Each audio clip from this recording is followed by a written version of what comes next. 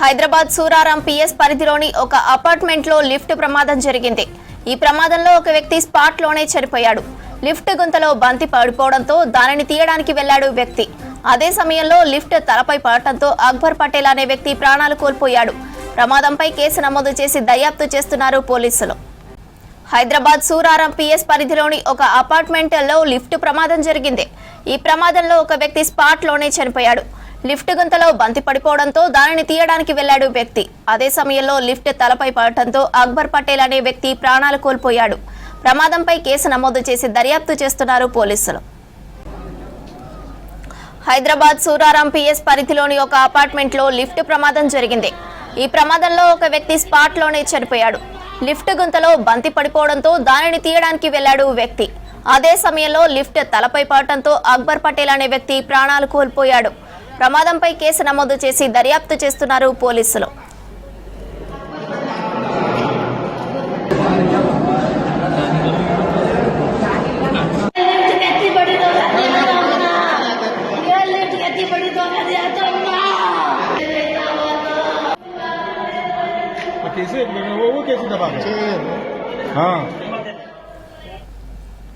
మరింత సమాచారం అజయ్ అందిస్తారు. అజయ్, లిఫ్ట్ ప్రమాదంపై అప్డేట్స్ ఏంటి?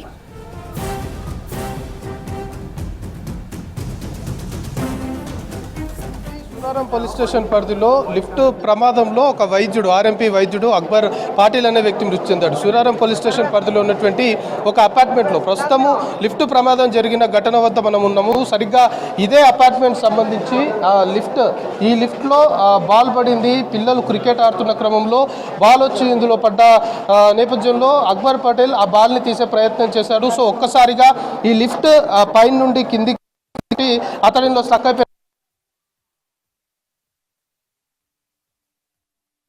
జరిగేటప్పుడు అసలు ఏం జరిగింది, ఇక్కడ సిచ్యువేషన్ ఎట్లుండే? ఇక్కడ 1:30-2 గంటలకి అట్లా ప్రమాదం జరిగింది. దానికి ముందు ఇక్కడ చిన్నపిల్లలు క్రికెట్ ఆడుతున్నారు. అయితే డాక్టర్ సాబ్ ఆయన క్లినిక్ ఇక్కడే ఉంటుంది, కృష్ణానగర్లో. ఆయన డాక్టర్ చాలా పాత మంచి. ఆయన క్లినిక్ బంద్ చేసి అన్నం తినికి క్రికెట్ ఆడుతున్నారు. ఆ టైంలో ఇక్కడ ఇది గ్యాప్ ఓపెన్ ఉండడం వల్ల ఇక్కడ బాల్ పోయింది. అయితే డాక్టర్ సాబ్ ఏం చూసిండంటే లిఫ్ట్ మీద పోతుంది, ఆయనకు వెయిట్ కింద వస్తుందని చూడలే. ఆయన లిఫ్ట్ మీద పోతుంది కదా అని చేతేసి బాల్ తీద్దాం అనుకున్నాడు. అంతలో మీద 4th ఫ్లోర్కి లిఫ్ట్ పోవడం వల్ల వెయిట్ ఆయన తల మీద పడ్డది.